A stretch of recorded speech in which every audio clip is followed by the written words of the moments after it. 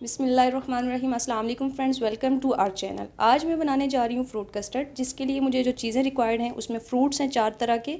अंगूर है, मैंने इसको काट लिया है। एक छोटे और दरमियाने साइज़ की सेब है। एक अनार है मेरे पास और 2 केले, मैंने इनको काट लिया है। हाफ़ लीटर दूध है मेरे पास और चीनी है मेरे पास 5 चम्मच क्रश की हुई।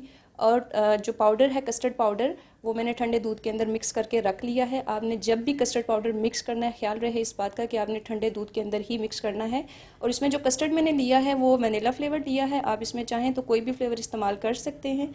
अब चलते हैं हम इसको बनाने की तरफ। व्यूअर्स, अगर आपको आज की हमारी ये वीडियो पसंद आए तो आप हमारे चैनल को ज़्यादा से ज़्यादा लाइक करें, शेयर करें और कमेंट सेक्शन में ज़रूर बताइएगा कि आपको हमारी आज की रेसिपी कैसी लगी। जी व्यूअर्स, अब मैंने पैन के अंदर दूध ले लिया है। अब इसके अंदर मैं चीनी डालूंगी और इसको बॉईल करूंगी। जी व्यूअर्स, दूध में अब उबाल आ चुका है। अब इसके अंदर मैं जो कस्टर्ड मैंने ठंडे दूध के अंदर मिक्स करके रखा हुआ था, अब इसमें मैं डालूंगी। और इसके अंदर आपने आहिस्ता आहिस्ता चम्मच हिलाते रहना है ताकि कस्टर्ड के अंदर लम्प्स ना बने।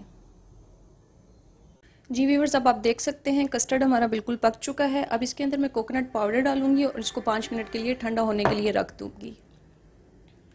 जी व्यूअर्स, कस्टर्ड मैंने पका के बिल्कुल तैयार कर लिया है। अब इसके अंदर मैं फ्रूट्स की लेयर्स लगाऊंगी और कस्टर्ड साथ में डालूंगी। इसके अंदर मैं थोड़ा सा केला, अनार, थोड़ा सा सेब और अंगूर डाल के अब इसके अंदर मैं कस्टर्ड डालूंगी।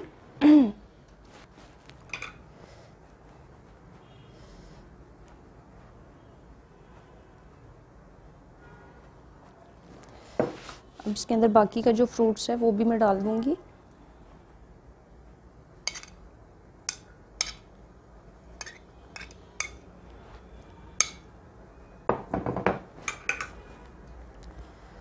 और फिर कस्टर्ड की लेयर लगाऊंगी इसके अंदर।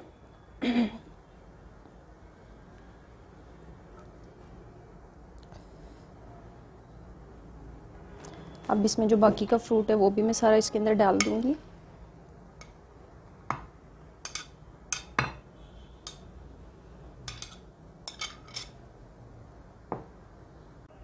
जी फ्रेंड्स, अब आप देख सकते हैं हमारा फ्रूट कस्टर्ड बिल्कुल रेडी है। और मैंने इसको बाउल के अंदर डाल के सर्व करना है अभी। उम्मीद करती हूँ आपको हमारी आज की ये रेसिपी अच्छी लगी होगी। अगर आपको ये पसंद आती है तो हमें कमेंट सेक्शन में ज़रूर बताइएगा कि आपको हमारी आज की रेसिपी कैसी लगी। थैंक यू, अल्लाह हाफ़िज़।